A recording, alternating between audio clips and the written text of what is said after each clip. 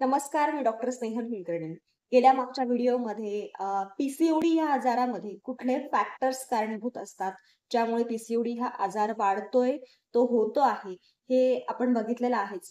पण पीसीओडी झाला म्हणजे त्यामध्ये फिमेल बॉडीमध्ये एका स्त्रीच्या शरीरात कुठले असे बदल घडतात किंवा त्यात कुठले ऑर्गन्स इन्व्हॉल्व असतात, ते जाणून घेऊया.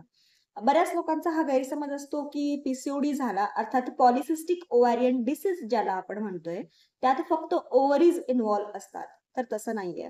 त्याबरोबर इतरत्र काही ऑर्गन सुद्धा इन्व्हॉल्व असतात, ज्यांची लक्षणं पीसीओडीच्या रुग्णांमध्ये दिसून येतात. तर ओव्हरीज बरोबर इन्व्हॉल्व झालेले ऑर्गन्स आहे ॲड्रिनल ग्लँड, जी किडनीच्या अगदी स्लाइटली वरती असते. ॲड्रिनल ग्लँड एक हार्मोन सिक्रेट करते, ज्याचं नाव आहे एंड्रोजन.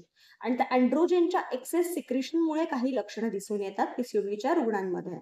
त्याचबरोबर तिसरा ऑर्गन जो इन्व्हॉल्व आहे तो आहे पॅन्क्रियाज. अर्थात इन्सुलिन जो सिक्रेट करतोय तो ऑर्गन आहे हा पॅन्क्रियाज. तर पीसीओडीच्या रुग्णांमध्ये इन्सुलिन रेझिस्टन्स सुद्धा दिसून येतंय.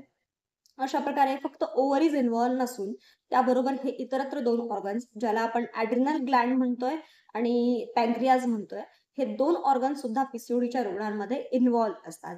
तर हे ऑर्गन्स इन्व्हॉल्व असल्यामुळे कुठलीही लक्षणं दिसून येतात. पीसीओडीच्या रुग्णांमध्ये इतरत्र पण जे अर्थात ओव्हरीज, ॲड्रिनल ग्लँड आणि पॅन्क्रियाज इन्व्हॉल्व असल्यामुळे कुठली लक्षणं दिसून येतात. ते जाणून घेण्यासाठी पुढची व्हिडिओ येणारच आहे. So don't forget to subscribe जे तुम्हाला नोटिफिकेशन येणार पुढच्या व्हिडिओचा. So thank you and don't forget to like, comment and share.